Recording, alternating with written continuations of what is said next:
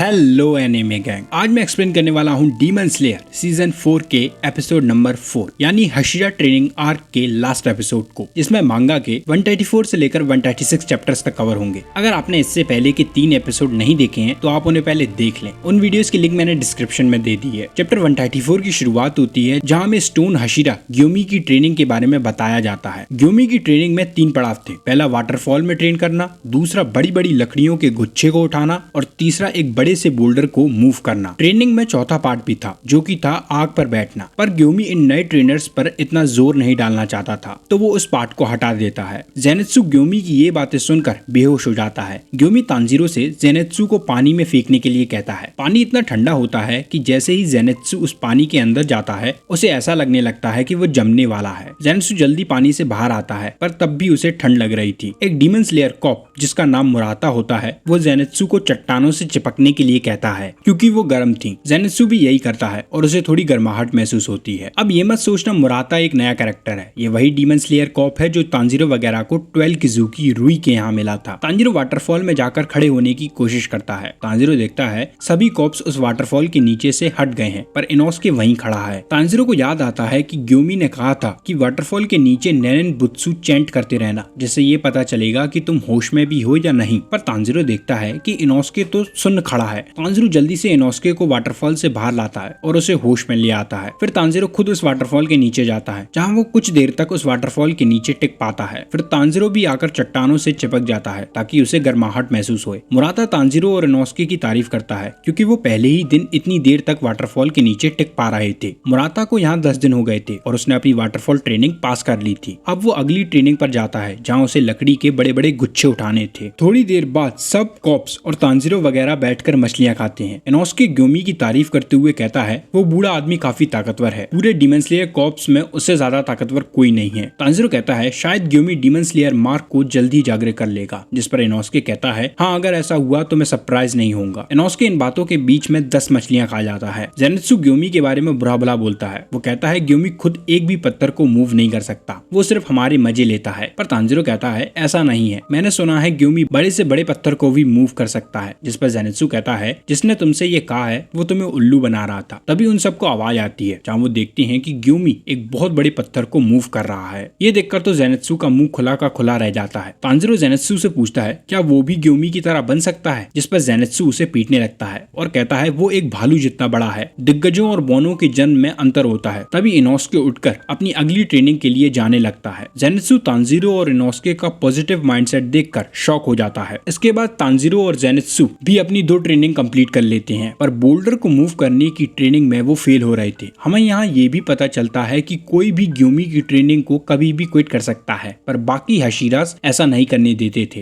रात में ये सब बैठकर खाना खा रहे थे जहाँ वो हशिरास की तारीफ करते हैं कि वो कितने स्ट्रॉन्ग हैं, उनके लिए सब कुछ आसान है। एक कॉप जिसका नाम नोगुची होता है वो अपने साथी जिनका नाम शिमामोतो, नागाकुरा और योशिओका से कहता है लोगों को समझ में आ जाता है कि उनमें और हशिरास में क्या अंतर है। तभी वो अपनी सारी उम्मीदें छोड़ देते हैं जैसे उस गोरे बंदे ने छोड़ी थी। यहाँ ये जेनेत्सु की बात कर रहे थे। सभी कॉप्स तांजीरो की तारीफ करते हैं कि वो खाना काफी अच्छा बनाता है, जिस पर तांजीरो कहता है मेरी फैमिली चारकोल का काम करती थी तो हीट का इस्तेमाल हम ज्यादातर कुकिंग में करते थे। इसके बाद 6 दिन बीत जाते हैं और अभी तक तांजीरो उस बोल्डर को मूव नहीं कर पाता। तांजीरो थक हार के उस बोल्डर के पास ही लेट जाता है और सोचता है कि वो बोल्डर को मूव क्यों नहीं कर पा रहा, क्या उसमें किसी स्ट्रेंथ या स्किल की कमी है। तांजीरो को ये भी चिंता हो रही थी कि डीमंस काफी दिनों से शांत हैं, क्या पता वो कब हमला कर दें। वो ये सोचकर उदास होने लगता है कि वो इतना ज्यादा ट्रेन कर रहा है तब भी वो मार्क को मेंटेन नहीं कर पा रहा। तभी वहाँ गेन्ने आ जाता है जो तांजीरो से कहता है क्या तुम्हारा ये मार्क डार्क होता जा रहा है। तांजीरो गेन्ने को देखकर एकदम डर जाता है। गेन्ने तांजीरो से उसका हाल पूछने आया था क्योंकि सानेमी से लड़ाई के बाद वो तांजीरो से मिलने नहीं आ पाया था। गेन्ने बताता है कि लड़ाई के बाद ग्योमी उससे गुस्सा हो गया था। ग्योमी ने गेन्ने को कहीं भी जाने से मना कर दिया था। साथ में गेन्ने को ये भी ऑर्डर्स मिलते हैं कि वो अपने बड़े भाई सानेमी से दूर रहेगा। गेन्ने तांजीरो से माफी मांगता है कि उसकी वजह से उसे सानेमी से मार पड़ी थी। इस पर तांजीरो कहता है कोई दिक्कत नहीं है। गेन्ने फिर तांजीरो के मार्क के बारे में पूछता है। तांजीरो कहता है क्या ये सच में डार्क होता जा रहा है, पर यहाँ पर तो किसी ने ये बात नहीं कही। जिस पर गेन्ने कहता है वो इसलिए क्योंकि वो इस मार्क को डेली देखते हैं तो उनके लिए ये नोटिस करना मुश्किल है। तांजीरो गेन्ने से मिरर मांगता है ताकि वो अपने मार्क को देख सके। जिस पर गेन्ने कहता है मैं तुम्हें बाद में दे दूंगा। यहाँ पर इन दोनों के कासुगाई क्रो भी होते हैं जो आपस में लड़ रहे थे। गेन्ने तांजीरो से पूछता है क्या वो बोल्डर ट्रेनिंग कर रहा है, जिस पर तांजीरो कहता है हाँ, पर अभी तक मैंने इसे थोड़ा भी मूव नहीं करा है। फिर गेन्या से पूछता है क्या उसने अपना बोल्डर मूव कर दिया, जिस पर गेन्या बताता है कि उसने थोड़ा सा ही मूव किया है। वो तांजीरो से पूछता है क्या वो रिपीटेटिव मोशन टेक्निक का इस्तेमाल कर रहा है, पर तांजीरो को इस टेक्निक के बारे में नहीं पता था। हमें यहाँ ये भी पता चलता है कि ग्योमी टीचिंग में अच्छा नहीं है। गेन्या तांजीरो से कहता है तुम्हें ग्योमी को ध्यान से देखना होगा और उसकी स्किल्स को सीखना होगा। गेन्या ये भी बताता है कि हाई कंसंट्रेशन के लिए नैनेन बुत्सु चैंट करते रहना जैसे ग्योमी करता है। इन दोनों की ये सब बातें पेड़ के पीछे से ग्योमी सुन रहा था। इसके बाद हमें कुछ डीमंस आई दिखाई जाती हैं जिन पर 4 लिखा था, जो एक डीमन स्लेयर का पीछा कर रही थी। इन आई को इन्फिनिटी कासल से नाकीमे कंट्रोल कर रही थी, यानी अब अपर रैंक 4 नाकीमे है। नाकीमे मुजान को बताती है कि उसने डीमन स्लेयर के 60% जगह को ढूंढ लिया है, पर अभी तक उसे नेजुको नहीं मिली है। मुजान नाकीमे की तारीफ करता है और उसे लोकेशन बताता है जहाँ उसे अब सर्च ऑपरेशन करना था। मुजान सोचता है मैं तुम्हें जल्दी ढूंढ लूंगा नेजुको और कगाया। अब चैप्टर 135 की शुरुआत होती है जब गेन्या तांजीरो को रिपीटेटिव टेक्निक के बारे में बताता है। इस टेक्निक को करते समय सभी सेंसेस खुले होने चाहिए। ये टेक्निक टोटल कंसंट्रेशन से बिल्कुल अलग है। इस टेक्निक को गेन्या भी कर पाता है, भले ही वो किसी भी ब्रीथिंग स्टाइल को नहीं जानता है। हमें यह बताया जाता है कि जब गेन्या और ग्योमी इस टेक्निक का इस्तेमाल करते हैं तो उन्हें अपनी लाइफ की क्रोध और पीड़ा की मेमोरी याद आती है, जिससे उनके बॉडी का टेम्परेचर और हार्ट बीट बढ़ जाती है। पर यहाँ पर एक बात काफी अजीब थी, क्योंकि जब किसी पर मार्क आता है तो उसे ऐसा ही महसूस होता है जैसे रिपीटेटिव टेक्निक में महसूस होता है। तो इस हिसाब से गेन्या और ग्योमी पर तो मार्क आ जाना चाहिए था। फिर गेन्या के जाने के बाद तांजीरो रिपीटेटिव टेक्निक का यूज करता है। इस टेक्निक को यूज करते ही तांजीरो को सबसे पहले अपनी फैमिली दिखती है, फिर रेंगोकू। इस टेक्निक के दौरान तांजीरो का कंसंट्रेशन हाई लेवल पर जाने लगता है और उसके बाद तांजीरो धीरे धीरे उस बोल्डर को मूव करता जाता है। ज़ेनित्सु और इनोस्के ये देखकर शॉक हो जाते हैं। तांजीरो को ऐसे देख इनोस्के के अंदर आग लग जाती है और वो भी उस बोल्डर को मूव कर पाता है। अब बेचारा अकेला ज़ेनित्सु रह गया था। तभी उसके पास उसकी स्पैरो आती है जो उसके लिए एक लेटर लाई थी। तांजीरो फाइनली बोल्डर ट्रेनिंग को कंप्लीट कर लेता है। वो बहुत ज्यादा थक जाता है, उसे ऐसा लग रहा था कि वो मर जाएगा अगर उसे पानी नहीं मिला। तभी यहाँ ग्योमी आता है जो तांजीरो को पानी पिलाता है। पानी पी के तांजीरो की जान में जान आती है। ग्योमी तांजीरो से काफी खुश हो जाता है क्योंकि उसने ट्रेनिंग तो कंप्लीट की थी, साथ में उसने जो स्वॉर्डस्मिथ विलेज में नेजुको की जान की परवाह ना करते हुए लोगों की जान बचाई थी, वो ग्योमी को काफी बढ़िया लगा था। पर तांजीरो उससे कहता है कि वो तो नेजुको का डिसीजन था, मैं तो डिसाइड ही नहीं कर पा रहा था कि मैं नेजुको को बचाऊं या विलेजर्स को। ये सुनकर ग्योमी सोचता है बच्चे काफी मासूम, पवित्र और कमजोर होते हैं, वो आसानी से झूठ बोल देते हैं, पर ये बच्चा अलग है। तांजीरो ग्योमी को बताता है कि उसकी मदद हमेशा कोई ना कोई कर देता है, जिसकी वजह से वो कभी भी गलती करके नहीं सीख पाता। वो कहता है आप मेरा सम्मान इतनी जल्दी मत कीजिए, और ग्योमी को थैंक यू कहता है कि उसने उसे पानी दिया और ट्रेनिंग करवाई। जिस पर ग्योमी कहता है कोई कुछ भी कहे तांजीरो, मैं तुम्हारी इज्जत करता हूँ। तांजीरो थोड़ा सा शॉक हो जाता है। फिर ग्योमी अपनी बैक स्टोरी सुनाता है। वो बताता है कि वो पहले एक अनाथ आश्रम चलाता था एक मंदिर में, जहाँ वो बच्चे रहते थे जिनका इस दुनिया में कोई भी नहीं है। वो सब एक दूसरे की मदद करते थे और काफी खुशी से रहते थे। पर एक दिन एक बच्चा रूल्स को तोड़ देता है। वो रात तक टेम्पल में वापस नहीं आता। उस बच्चे को रास्ते में एक डीमन मिल जाता है। वो खुद की जान बचाने के लिए उस डीमन से एक सौदा करता है कि अगर वो उसे जाने देगा तो वो उसे 9 लोग खाने के लिए देगा। वो डीमन इस सौदे को मान लेता है। ग्योमी पूरे टेम्पल के बाहर विस्टेरिया फ्लावर की अगरबत्ती जला के रख देता था जिससे वो डीमन से बचे रहें, पर वो लड़का उन अगरबत्तियों को बुझा देता है और डीमन को अंदर बुला लेता है। अंदर आते ही वो डीमन 4 बच्चों को मार देता है। ग्योमी बचे हुए 4 बच्चों को बचाने की कोशिश करता है, पर उनमें से 3 डर के मारे इधर उधर भाग जाते हैं। ग्योमी उस वक्त काफी दुबला पतला था। सिर्फ एक बच्ची ग्योमी की बात सुनती है जिसका नाम सायो होता है। वो डीमन उन तीनों बच्चों को भी मार देता है। फिर डीमन सायो को मारने आता है, पर ग्योमी उस टाइम बहुत ज्यादा गुस्से में आ जाता है और उस डीमन को तब तक मारता है जब तक वो पूरी तरीके से मर नहीं जाता। ग्योमी ने उस रात अपने सभी बच्चों को खो दिया था, सिर्फ सायो बची थी। फिर जब लोग आते हैं और पूछते हैं कि यहाँ पर क्या हुआ,